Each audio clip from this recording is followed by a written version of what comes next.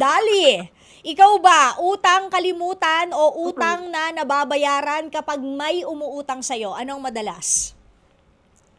Madalas utang kalimutan. Aray ko po. Magkano naman yung pinakamalaki na naipautang mo at nakalimutan ng bayaran?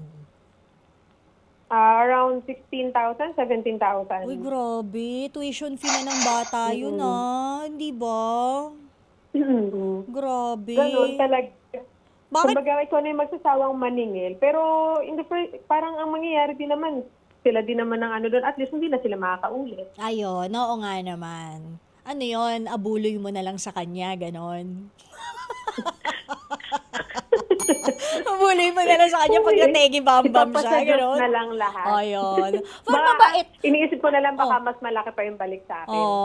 Ayan. Mabait kayo pareha si Cheryl Cosim. Pinagpapasa Diyos na lang, di ba? Pero bakit mo naman kasi napautang ng ganun? As in, isang bagsakang 15,000? O yung parang inunti-unti ka niya hanggang sa umabot na sa 15,000 tapos na-realize mo, teka. Parang ang laki na nito Yan Ganon? nga.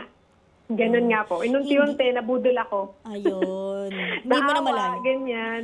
Ano? Naawa ka? Naawa. Pero ito ba hindi mo naman to ex, no? Hindi.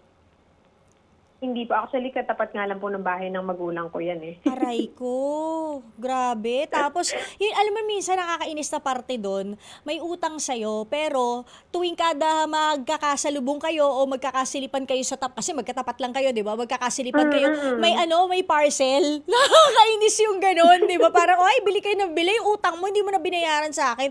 Di ba?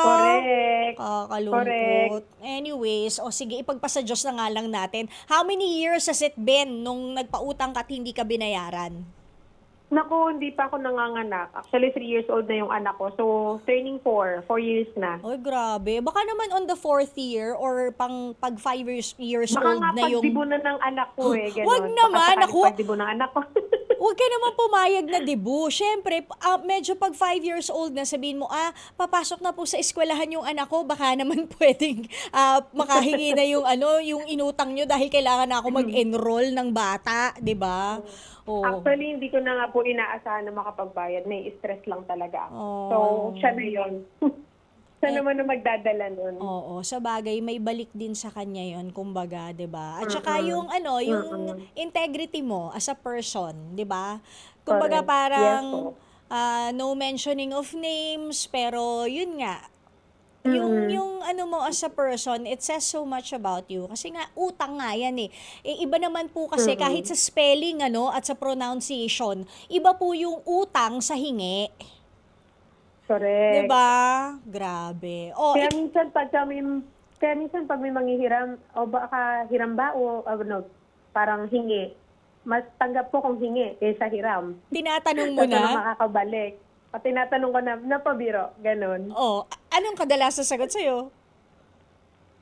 Hiram pa rin, pero all of a sudden, napupunta sa hingi. Ganon. So hearing it. Hingi. Hearing it. Bring here. Parang nangiwi. Ako naman kasi, DJ, parang ang ko naman doon, nasa sa kanya na yon. At least, binagbigyan ko, pero di na sila makakaulit ulit. Konsensya na lang talaga nila. Konsensya na lang talaga. Ay, nako. O kaya, yun nga, kung magpapautang ka, asahan mo na lang na hindi talaga babalik at yung halaga lang na kaya mong ibigay na maluwang sa kalooban mo. Para, ganun di na ba, nga parang ako. tulong mo na nga lang, no? Lesson Anyways. learned na po ako dun sa, sa malaki kong napautang. Oo.